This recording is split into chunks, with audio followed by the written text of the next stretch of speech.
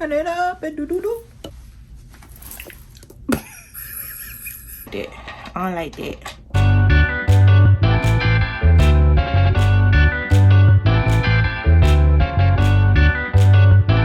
Hey y'all, hey, welcome to my channel. This is Shireen MFT and you are watching my channel. I am a marriage and family therapy intern in the state of Florida. Here on this channel, I am going to share my journey of becoming a licensed professional, as well as just the ins and outs, the do's and don'ts, all things mental health and therapy and lifestyle and whatever my heart desires to create. Today, we're going to talk about all things to consider when finding a therapist, how to go about it, what should you be talking about with your therapist. All of the questions that you probably have prayerfully are going to be answered. So stay tuned. Oh, let's get this thing. So let's first discuss what therapy is actually used for, right? I like to define it as a collaborative, safe, and confidential environment for you, the client, to express the ins and outs of all the things that you are experiencing or have experienced, want to experience, whatever your heart desires.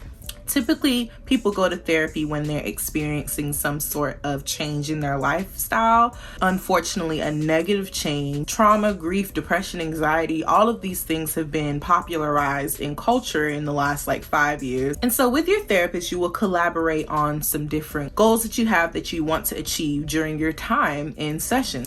So let's get into the different things to consider while finding a therapist. The very first thing you want to be sure of and consider is why?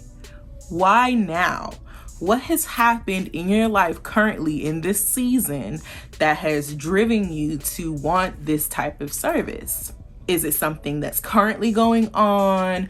Are you trying to explore patterns from your childhood or growing up? Do you need help with your partner, your kids? What is it? When you're clear about what it is that you need from your therapist, what you want them to help you out with, it only makes the process all the more easier. Help us help you, okay? The second thing to consider is, are you going to go through your insurance or are you going to do out-of-pocket services? The main thing I want you to be clear about before you call your insurance company up is that when you find a therapist through your insurance, you will be receiving a diagnosis. It's the same thing as if you go to a doctor and get a procedure done and your insurance pays for the procedure. The office itself has to send reasonings as to why you needed the procedure. It's the same thing with counseling. These insurance companies want to know what exactly it is that they're paying for to help you get better. I don't want you to run away from using your insurance simply because you heard diagnoses, because there are a plethora of different ones that don't have a negative stigma attached to them. It's important that during your consultation call with your therapist, which we're going to talk about, you get clear as to what different diagnoses that they're typically used to working with. Be mindful that if you are going to go out of pocket, it's a cost, okay? We need our coins. We need to be paid. We take care of everybody in the world. We need our coins, okay? So if you are serious about your journey, please put it in your budget. Ask your therapist during the consultation call how much it would be to pay out of pocket each month, and make sure you pay, okay? The third thing to consider when looking for a therapist is what type of therapist and what kind of theories do they use. So unless you're in the world of mental health and all of that stuff, you probably won't know the different theories such as CBT, trauma focus, psychoanalytic, solution focus, Jungian, and all of the things, right? And I probably will make a separate video about all of those things because I find them very interesting And for those who are interested in this field, you want to know upfront what all this means. But to the average consumer, average client, if you have something that you're specifically going to therapy for, such as your child is acting bad in school, you might want to find a clinician that works with children. If you're going to therapy for couples issues, you might want to find an MFT, meaning marriage and family therapist. When you're clear about your why, you can be clear about what it is that you need from your therapist. All right, so boom, you understand why you want therapy. You started budgeting for your sessions. You called your insurance company. Your insurance company has probably given you a list of different therapists that are under your insurance. Or maybe you're paying out of pocket and you're wondering, where am I about to find a therapist for me? I got you. The number one resource that I will always preach, will always recommend is therapyforblackgirls.com. Dr. Joy is just the bee's knees, if you ask me. She's created this platform for Black women and girls in marginalized communities in general to provide us with mental health resources. She has a podcast and she has a directory on her site with all Black and brown colored therapists, y'all. Every therapist that I receive has come from Therapy for Black Girls. Anybody that I recommend who comes my way, I send them over there and they're able to find a therapist. They have men and women. It's just great. It's awesome. Beautiful place. 10 out of 10. Love it. Do it. Yes. Say you want to continue to look, you can go on psychologytoday.com. They have a directory as well, which is more extensive than Therapy for Black Girls because, of course, they include everybody. I like this resource because they have a search where you can put your insurance in. You can go and look up the different therapists under your insurance or someone that specializes in a specific diagnosis.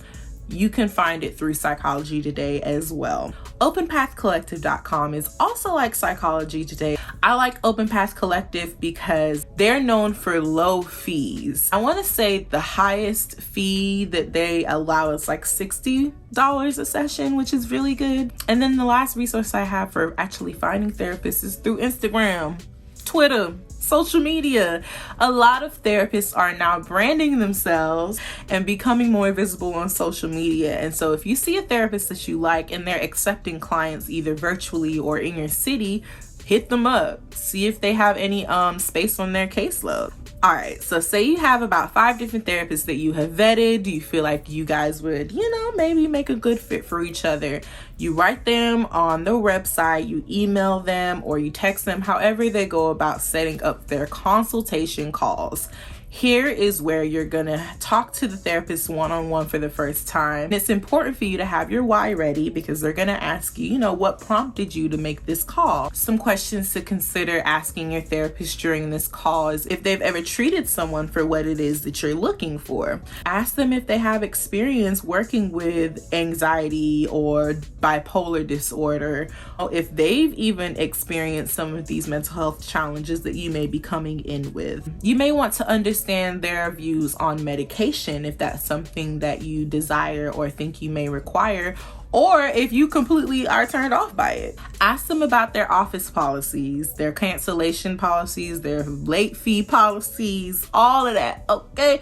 Be clear about what their assessment process looks like. That is your story that they're going to be asking you questions about. Ask them how long treatment is for them. A lot of therapists usually work on 6 months to a year increments. And so ask where they fall into that. And last but not least, I wanted to share that therapy is like dating. Okay. Dating sucks. And when I say that, I mean in the way of, you have to go and meet this therapist and see if y'all vibe, okay? See if you have good client to clinician chemistry. Most therapists will not take offense if you're not a good fit for them, because you're paying your money, right? Or you're going through your insurance company and you still might be paying some money. You want to make sure that you're comfortable, that you feel safe, that it's a collaborative effort, that this person that you're talking to is there to help. It can be like dating because you may not hit it on the head the first time that you go to therapy. And don't let that drive you away. Keep going. Keep trying. There are so many clinicians out there, you guys. So many Black and brown clinicians out there. And you gotta just find them and see who works for you. It is a process. Your therapist is there to guide you to the answers, not to give you the answer. They are there to hold a mirror up to you. And that is all I have. Let me know in the comments if you guys have any video suggestions, if I should do a part 2 on this video, or just share with me your process of finding a therapist and what therapy has looked like for you. I would love to know how y'all feeling. Bye.